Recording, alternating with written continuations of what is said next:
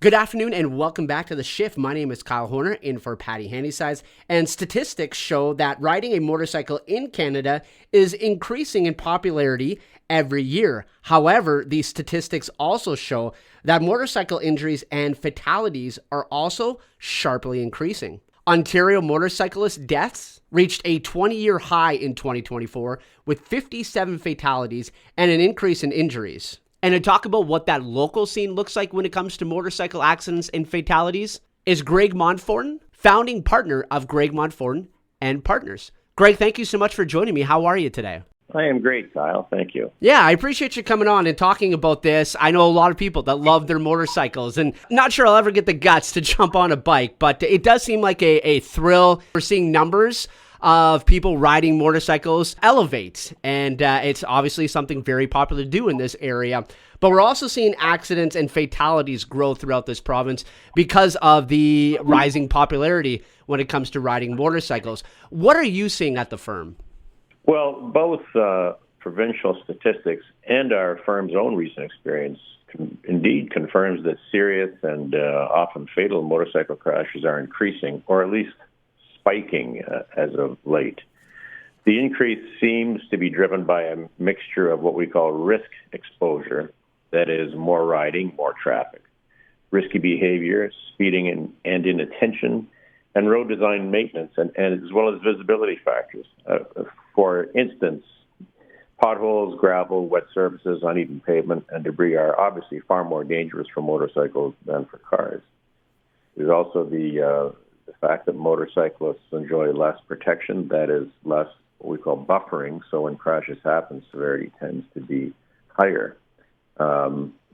It seems that our experience as well is that many crashes between motorcycles and four-wheel vehicles involve what we call interaction failures, things like improper left turns, inattentive lane changes, and a failure to anticipate or see the smaller vehicle, that is usually the motorcycle. So, that is what's happening, and it appears that at least statistically, motorcyclists seem to be slightly more often at fault. But that's, that's still a debatable point, and certainly the people that contact our office tend to be people who, are of the impression that the primary at-fault party was the driver of the four-wheel vehicle. So, that's what we're seeing. There's no question about it. Can I ask, when it comes to a pothole or a circumstance like that, whose fault? Is that on the city? Is that on the township? Well, it can be. Yep. I mean, it can be. It depends.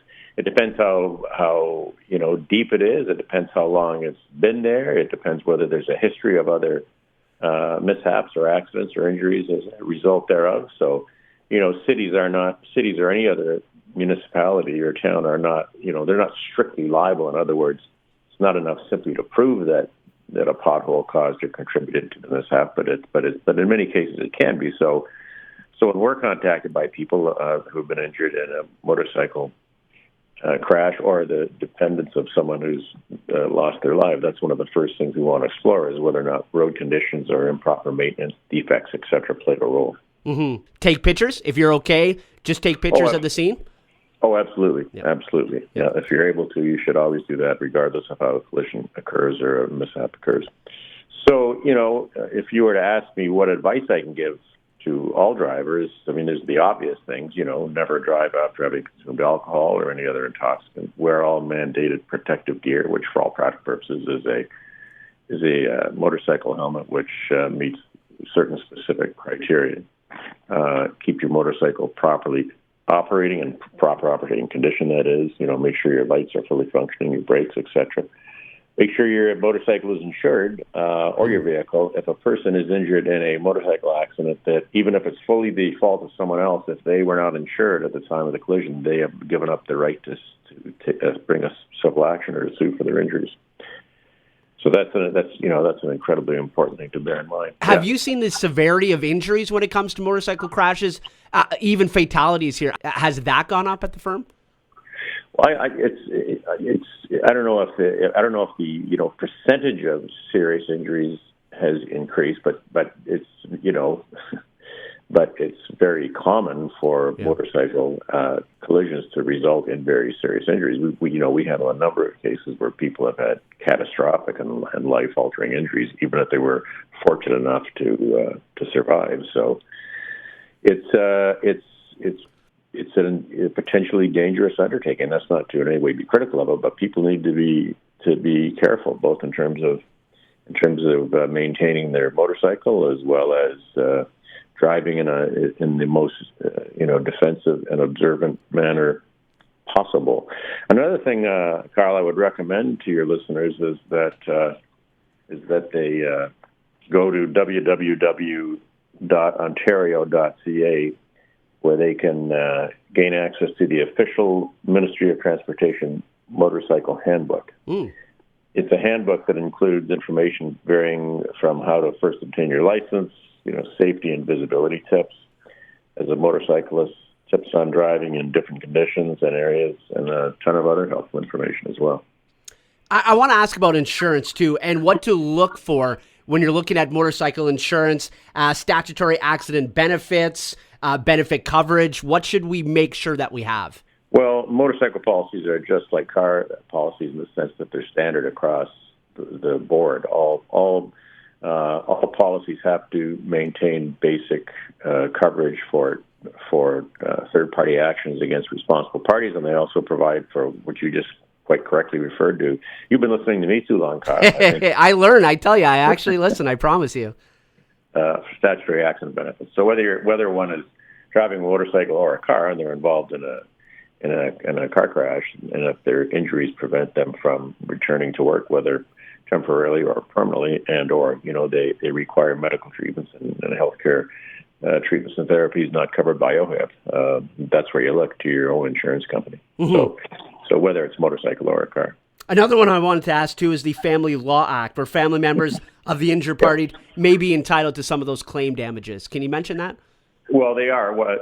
The spouses, parents, siblings, grandparents, I guess technically, but really in practice, but principally spouses and children of an injured person are entitled to claim for their for the injured parties for the loss of their injured family members' care, guidance, and companionship, as well as for care provided for them. But again, those claims are what we call derivative claims. So if a motorcycle driver is or the operator of a motorcycle is involved in an accident and he's seriously injured or loses his or her life, but he or she was not insured, did not have valid insurance on the bike, those dependents are also shut out. And that's an important thing to remember, because sometimes motorcyclists, they're not using their bike over the winter months, so they suspend insurance or time it in such a way that they're not insured, and then in the springtime they may head out, either forgetting to renew their insurance, or we've seen it happen where people have simply said, well, it's just one little drive, it's not just going to happen. Well, sometimes that does happen. So you just never know. So it's crucially important to make sure you're insured at all times. We covered a lot there. Anything else that I didn't ask that you want to get out there? Well, I don't think so. It's important though to also remember that passengers on a motorcycle are also required to wear a motorcycle helmet, subject to a couple exceptions. You don't need to wear one if you're over 18 or older, and there are certain religious and related exemptions as well. But for the most part, passengers are required to wear helmets, and quite apart from what one is required to do, it just makes obviously good sense to do so. Yeah, no doubt about that. It could definitely save your life or the passenger on your bike. Greg, thank you so much for doing this. It was my pleasure, Kyle. Great talking with you. Thank you. Again, that's Greg Monforton, founding partner of Greg Monforton and Partners, talking about the rise in motorcycle accidents in this area and throughout this country.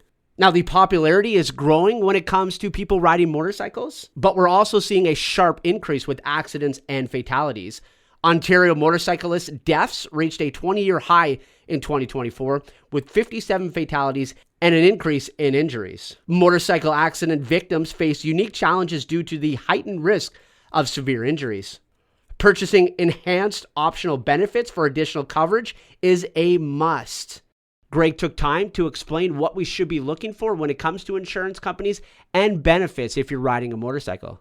For more information and help if you are in an accident, you can reach out to Greg Monforton and Partners, 519-258-6490. And as always, it is a free consultation. It's Kyle Horner in for Patty Handysides on the shift on AM 800.